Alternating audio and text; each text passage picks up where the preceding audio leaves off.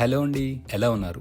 Tea టైంలో ఎప్పుడూ తినే బిస్కెట్లు, కేక్లతో బోర్ కొట్టేసిందా? సింపుల్గా, క్లాసీగా ఉండే కేఫ్ స్టైల్ స్నాక్ కావాలా? అయితే కేవలం మూడు మెయిన్ ఇంగ్రీడియంట్స్తో చేసుకునే ఈ కోకోనట్ మ్యాక్రోన్స్ మీకోసమే.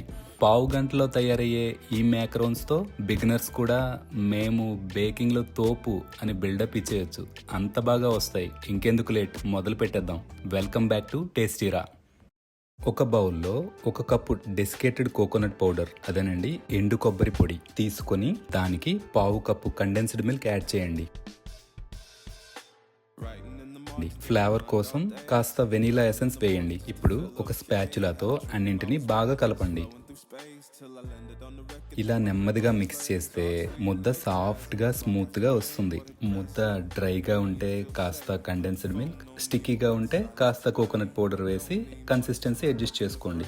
ఇప్పుడు ఎయిర్ ఫ్రైయర్ని 5 నిమిషాల పాటు 160 డిగ్రీ సెంటీగ్రేడ్ దగ్గర ప్రీహీట్ చేసుకోవాలి, లేదా కుక్కర్ ప్యాన్ అయినా వాడుకోవచ్చు.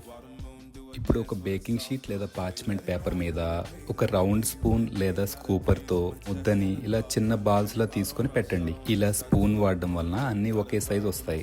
వీటి మధ్యన ఇలా కాస్త గ్యాప్ మెయింటైన్ చేస్తేనే ఈవెన్గా బేక్ అవుతాయి. ఇప్పుడు ఈ షీట్ని జాగ్రత్తగా ఎయిర్ ఫ్రైయర్ బాస్కెట్లో పెట్టుకొని 160 డిగ్రీ సెంటీగ్రేడ్లో 10 నుంచి 12 నిమిషాలు బేక్ చేసుకోవాలి.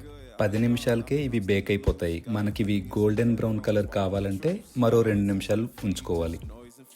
మన మ్యాక్రోన్స్ రెడీ అయిపోయాయి. ఇప్పుడు చాక్లెట్ డిప్పింగ్ అండ్ గార్నిష్ కోసం ఒక బౌల్లో చాక్లెట్ గనాష్ తీసుకొని మ్యాక్రోన్స్ బాటమ్ ఇలా డిప్ చేసి ఒక ట్రే పై పెట్టుకొని అవి డ్రై అయ్యేదాకా వెయిట్ చేయాలి.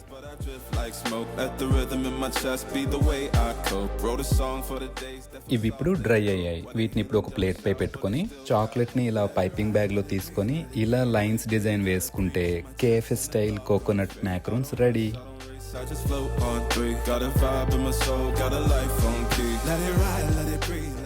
చూసారా ఎంత క్లాసీగా ఉన్నాయో? అవుట్ సైడ్ కాస్త క్రిస్పీగా, ఇన్సైడ్ సాఫ్ట్ అండ్ చూయీగా ఉండే వీటిని వేడి వేడి టీ లేదా కాఫీతో తింటే అస్సలు ఒక్కదాంతో ఆగలేరు, అంత బాగుంటాయి. రెసిపీ నచ్చితే లైక్ చేయండి, ఛానల్ సబ్స్క్రైబ్ చేయడం మర్చిపోకండి. ఇంకో టేస్టీ రెసిపీతో కలుద్దాం. అంతదాకా సెలవు. Happy baking.